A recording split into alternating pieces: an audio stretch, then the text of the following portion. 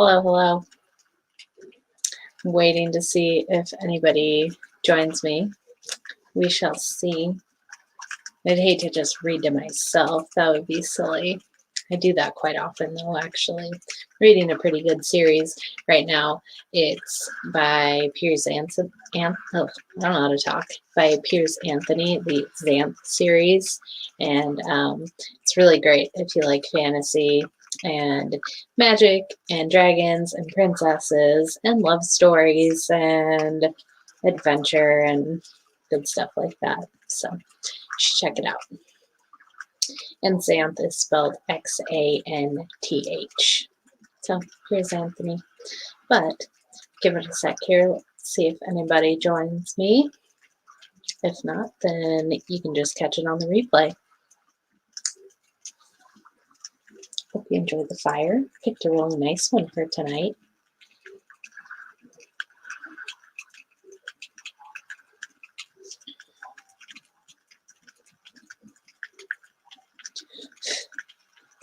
Let's see. Is anybody gonna come hang with me?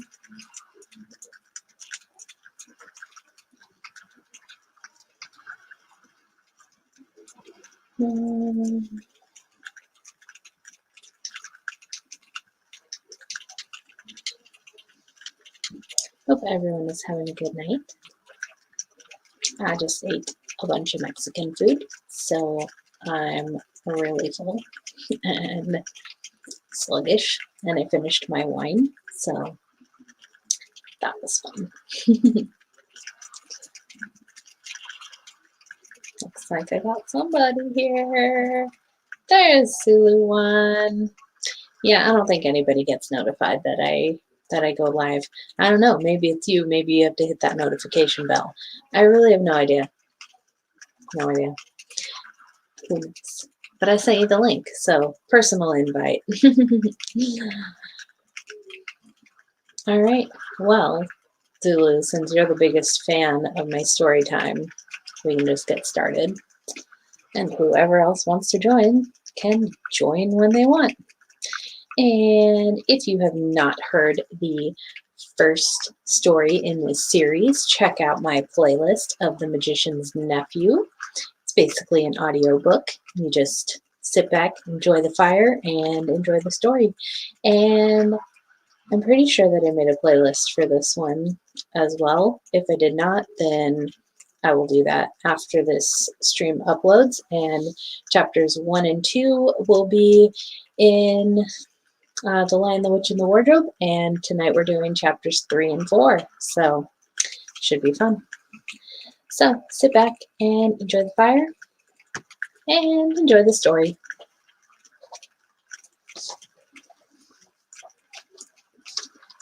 I'm the kind of person who doesn't use bookmarks a lot of times, so just gotta wait till I find the right page there. I got notified that I'm live on my channel. That's good to know. So, chapter 3, Edmund and the Wardrobe. Lucy ran out of the empty room into the passage and found the other three. "It's all right," she repeated. "I've come back." "What on earth are you talking about, Lucy?" asked Susan.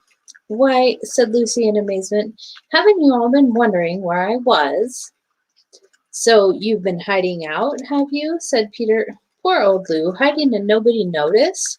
You'll have to hide longer than that if you want people to start looking for you." "But I've been away for hours and hours," said Lucy. The others all stared at one another. "Batty," said Edmund, tapping his head. "Quite batty." "What do you mean, Lou?" asked Peter. "What I said," answered Lucy. It was just after breakfast when I went into the wardrobe, and I've been away for hours and hours, and had tea, and all sorts of things have happened."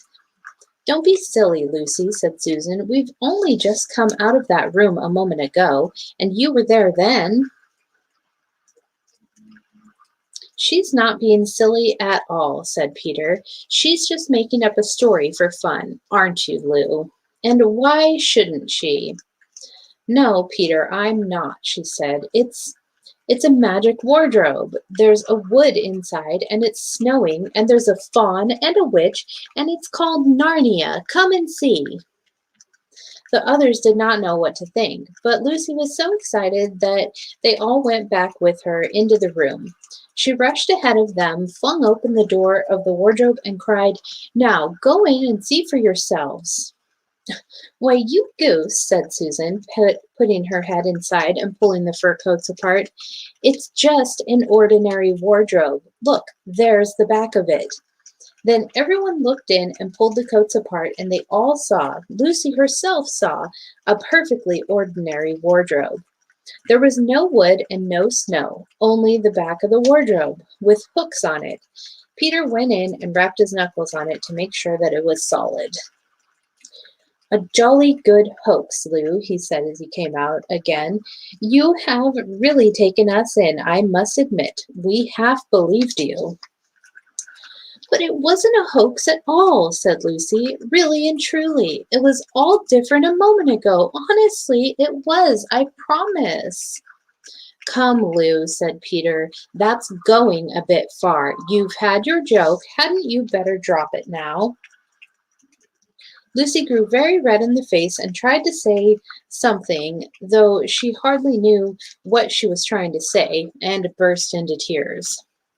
For the next few days she was very miserable. She could have made it up with the others quite easily at any moment if she could have brought herself to say that the whole thing was only a story made up for fun.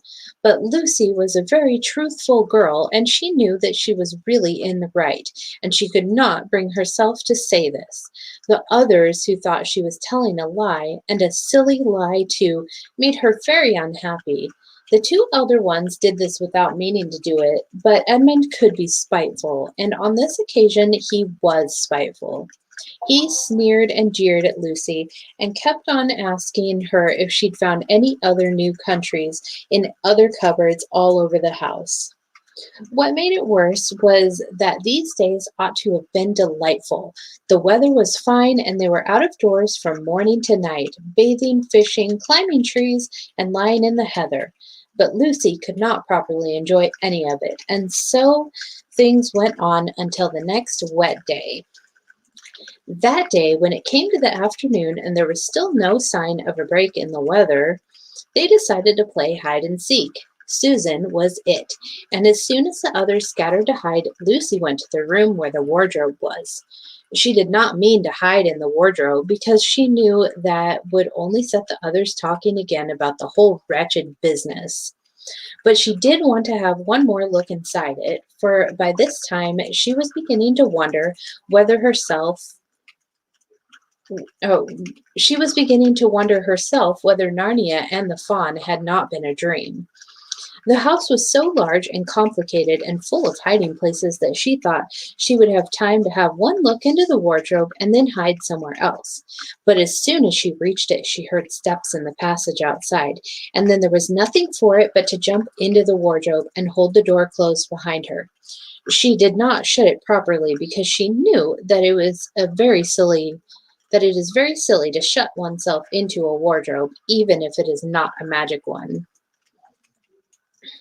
Now the steps she heard were those of Edmund, and he came into the room just in time to see Lucy vanishing into the wardrobe. He at once decided to get into it himself, not because he thought it a particularly good place to hide, but because he wanted to go on teasing her about her imaginary country. He opened the door. There were the coats hanging up as usual, and a smell of mothballs, and darkness and silence, and no sign of Lucy. "She thinks I'm Susan come to catch her," said Edmund to himself, "and so she's keeping herself very quiet in at the back." He jumped in and shut the door, forgetting what a very foolish thing this is to do. Then he began feeling about for Lucy in the dark. He had expected to find her in a few seconds and was very surprised when he did not. He decided to open the door again and let in some light, but he could not find the door either. He didn't like this at all and began groping wildly in every direction. He even shouted out, "Lucy, Lou, where are you? I know you're here. There was no answer, and Edmund noticed that his own voice had a curious sound. Not the sound you expect in a cupboard, but a kind of open air sound. He also noticed that he was unexpectedly cold, and then he saw a light. Thank goodness, said Edmund. The door must have swung open of its own accord. He forgot all about Lucy and went toward the light, which he thought was the open door of the wardrobe, but instead of finding himself stepping out into the spare room, he found himself stepping out from the shadow of some thick, dark fir trees into an open place in the middle of a wood. There was a crisp, dry snow under his feet, and more snow lying on the branches of the trees. Overhead there was a pale blue sky, the sort of sky one sees on a fine winter day in the morning.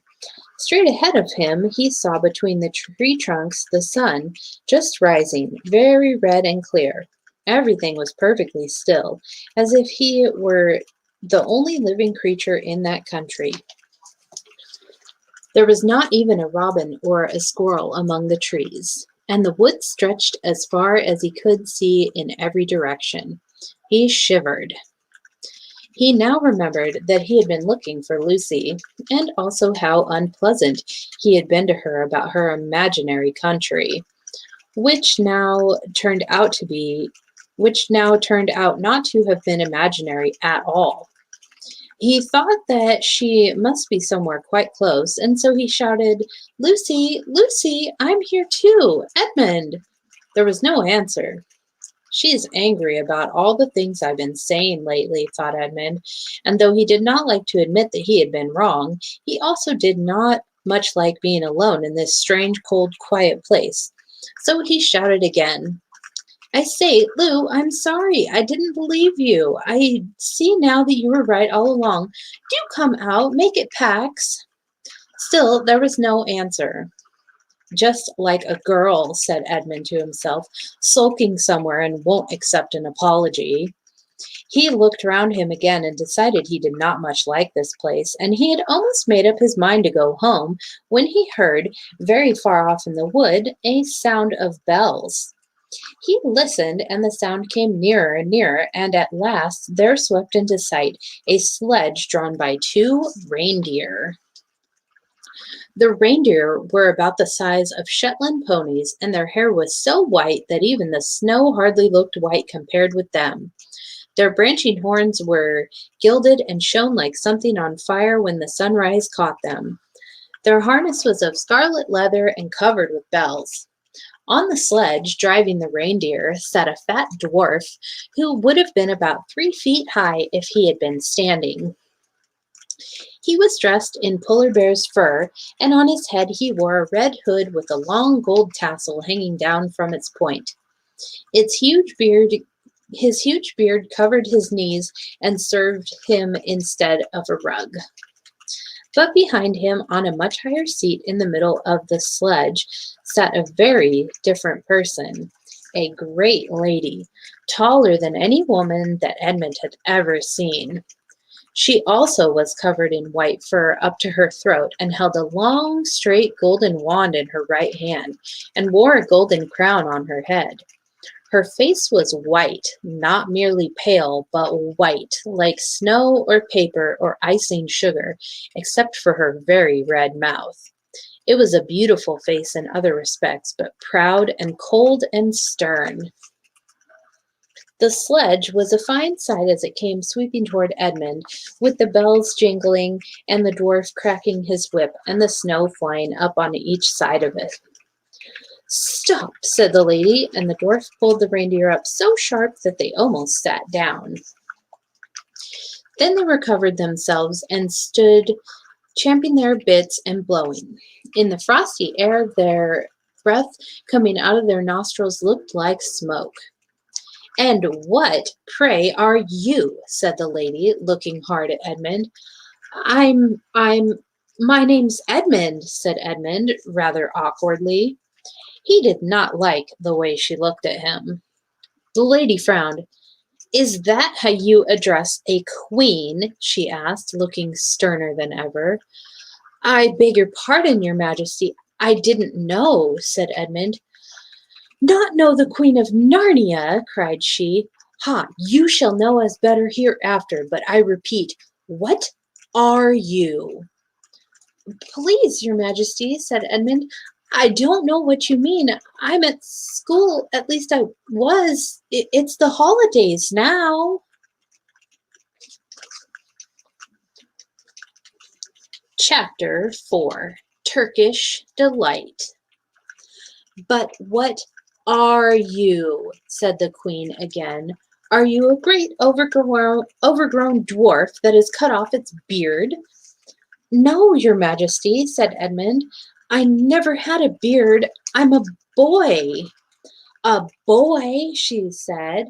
Do you mean you are a son of Adam? Edmund stood still, saying nothing. He was too confused by this time to understand what question meant. I see you are an idiot, whatever else you may be, said the queen. Answer me once and for all, or I shall lose my patience. Are you human? Yes, your majesty, said Edmund. And how, pray, did you come to enter my dominions? Please, your majesty, I came in through a wardrobe. A wardrobe? What do you mean? I opened a door and just found myself here, your majesty, said Edmund. Ha, said the queen, speaking more to herself than to him. A door from the world of men? I have heard of such things. This may wreck all, but he is the only one, and he is easily dealt with. As she spoke these words, she rose from her seat and looked Edmund full in the face, her eyes flaming. At the same moment she raised her wand.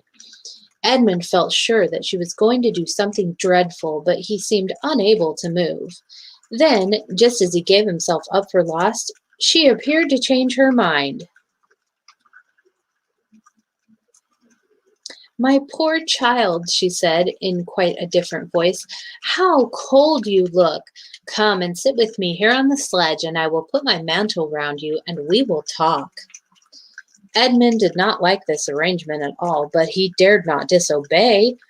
He stepped onto the sledge and sat at her feet, and she put a fold of her fur mantle round him and tucked it in well. Perhaps something hot to drink, said the queen. Should you like that? Yes, please, your majesty, said Edmund, whose teeth were chattering. The queen took from somewhere among her wrappings a very small bottle, which looked as if it were made of copper.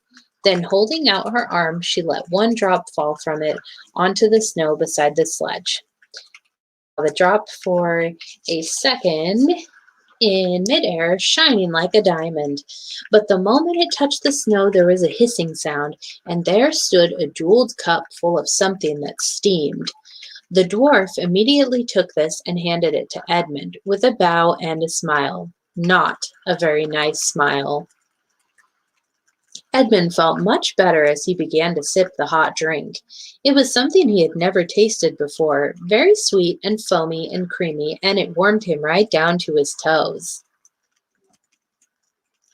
It is dull, son of Adam, to drink without eating, said the queen presently. What would you like best to eat? Turkish delight, please, your majesty, said Edmund. The queen let another drop fall from her bottle onto the snow, and instantly there appeared a round box tied with green silk ribbon, which, when opened, turned out to contain several pounds of the best Turkish delight. Each piece was sweet and light to the very center, and Edmund had never tasted anything more delicious.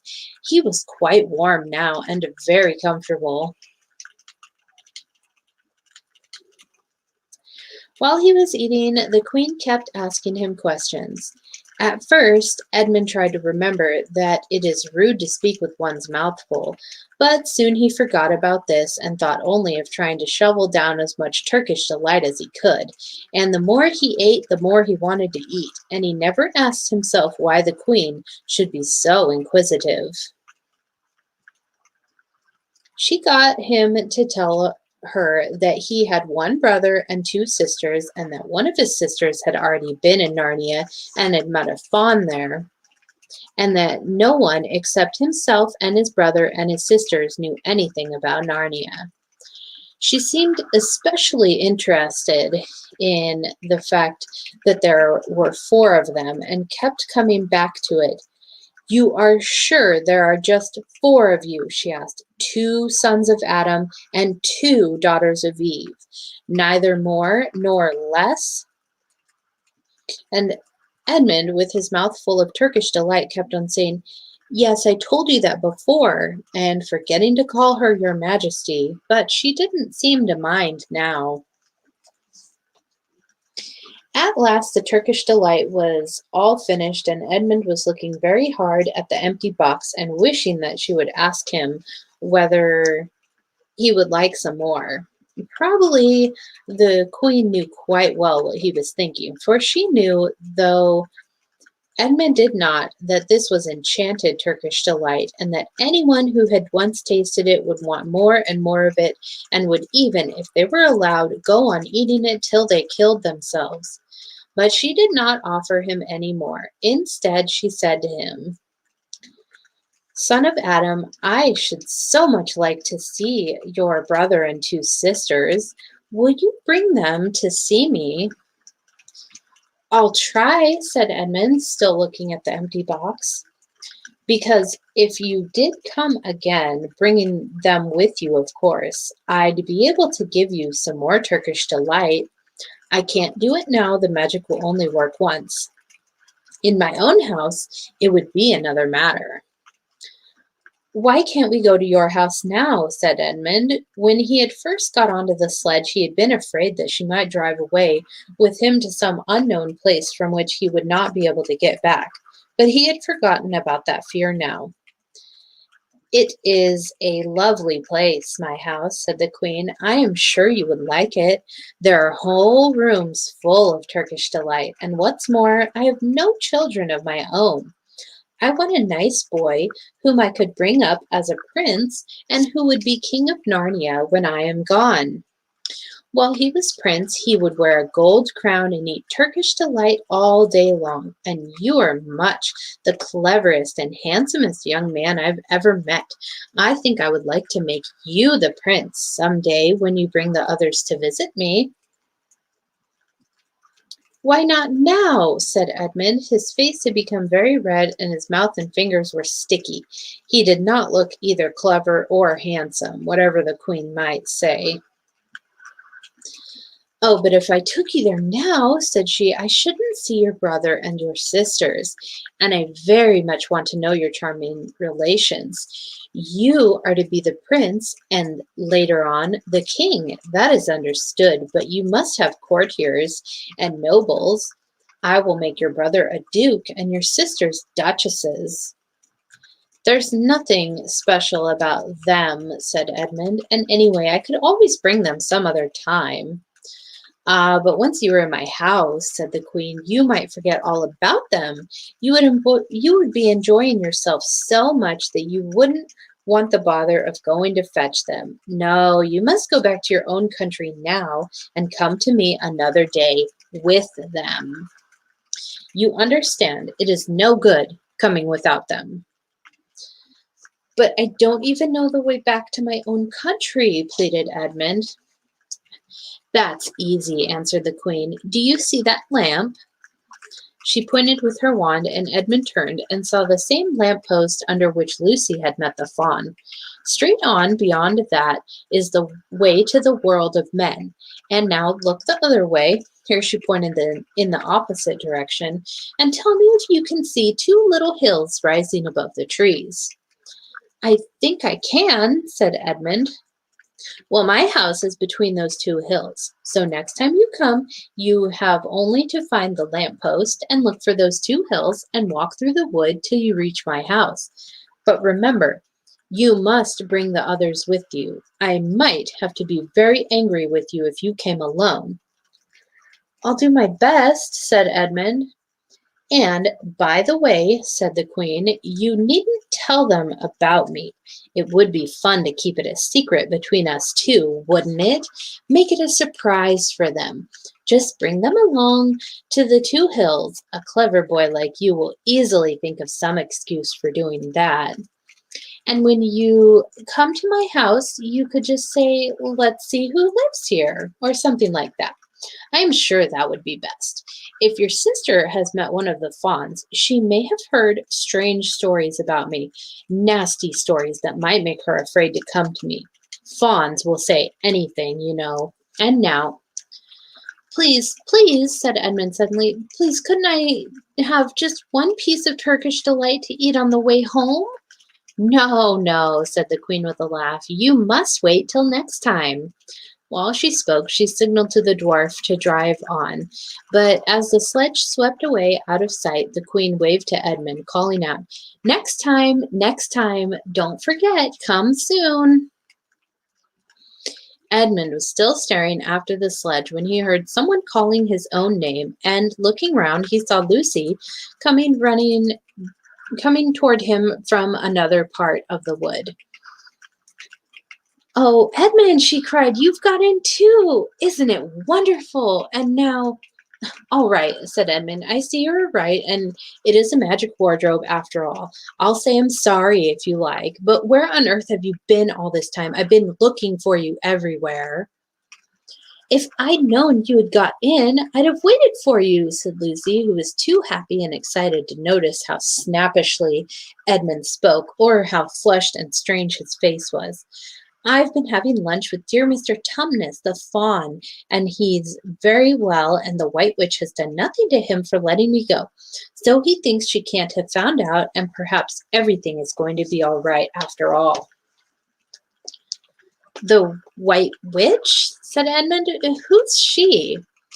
She is a perfectly terrible person, said Lucy. She calls herself the Queen of Narnia, though she has no right to be queen at all.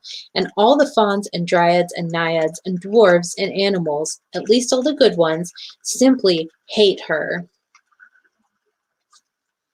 And she can turn people into stone and do all kinds of horrible things.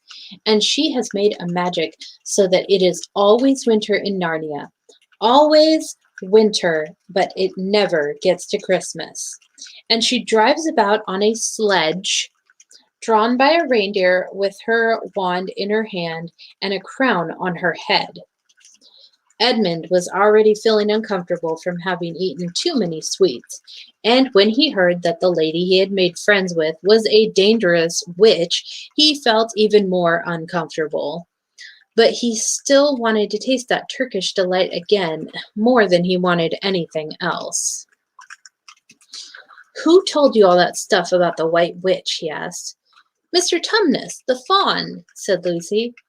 You can't always believe what fawns say, said Edmund, trying to sound as if he knew far more about them than Lucy.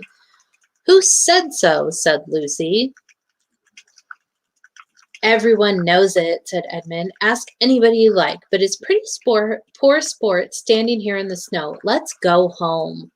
Yes, let's, said Lucy. Oh, Edmund, I am glad you've got in too. The others will have to believe in Narnia now that both of us have been there.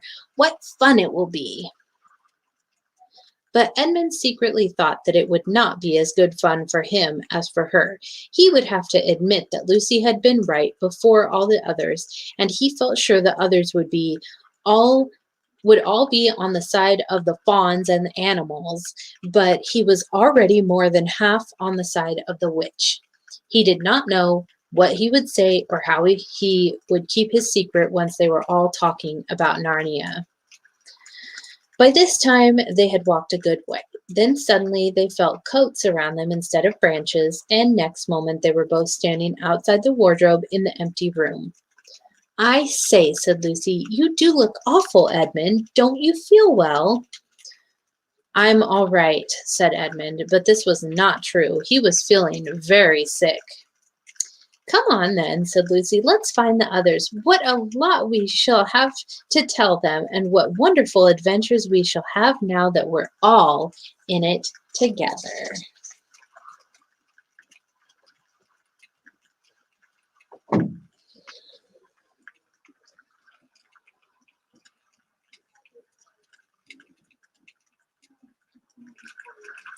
So that is the end of chapters 2 and 3. And yes, it was sledge, not sled. A sledge.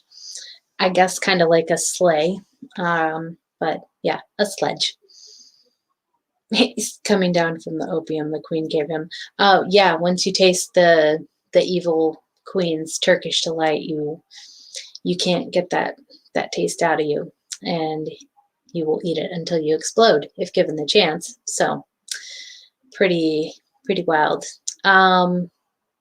Yeah, this book is really fun. I could probably easily just read the whole thing in a setting because the chapters are really short and they go quick, and it's such a good story that yeah, it's just I could easily just keep reading it.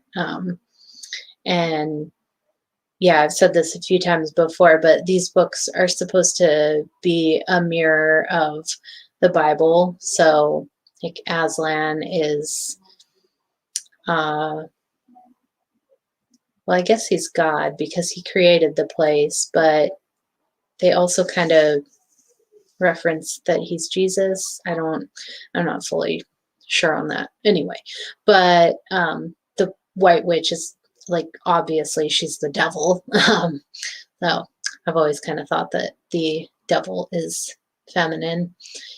Seems like the devil has qualities that are more feminine than male. Just yeah, just kind of interesting. But yeah, I'll have to look and see if anybody has done like a theological breakdown comparison of these books to the Bible because they are supposed to be a mirror of it. And later in this book, there's a pretty intense chapter that's in the Bible, and yeah, it's kind of it's pretty wild. But yeah, in the first book, I really loved that when Aslan was creating Narnia, he sang it into existence because I've always thought that the stars are playing a tune that we're just not tuned into. And yeah, I mean, the earth definitely has a frequency and tones that you have to tap into to be able to hear. So yeah, I thought that I really enjoyed when Aslan sang it, everything into creation because it's just such a happy, uplifting, wonderful time. I love that. So these are definitely some of my favorite books. And yeah, I'm reading them with my son as well. We're farther along in the series than the ones that I'm reading with him, but we will catch up to those shortly. So definitely looking forward to the 5th book, which is The Voyage of the Dawn Treader. That one is probably my favorite one. It's such a good story. Though The Horse and His Boy, my son and I just finished that one. That one is very good too. Very, very good story. Just awesome. Filled with logos and goodness and just yeah, they're just wonderful, wonderful stories. So after I finish this series, I will be reading the Hobbit and then the Lord of the Rings series. So I have never read those books, and I figured it would be fun to read it to you all as well. So definitely stay tuned for that. But that will be probably next year. We'll see. I don't know. The first book took me like 7 months to read it to my people. But this one should take me less time just because I'm doing them 2 chapters at a time and I'm not moving multiple times in between reading it and stuff like that. So this one should go much quicker. We're already on chapter 5, so that's a pretty good progression. So I'm not going to keep on rambling. I try to keep these to just the story so that it's like an audio book basically. You can just go from one to the next and not have me rambling for 3 hours in between stories or whatever. But if you would like to support me and my channel, my PayPal is right there, and it's paypal.me/findingdottie, and that's DOTTIE, like my channel. So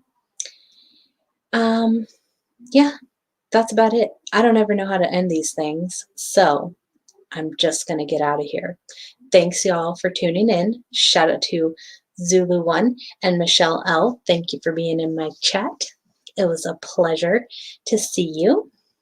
So, yeah, I could probably read it in 5 hours. I mean, it took, half an hour to read 2 chapters. So, let me see how many there is.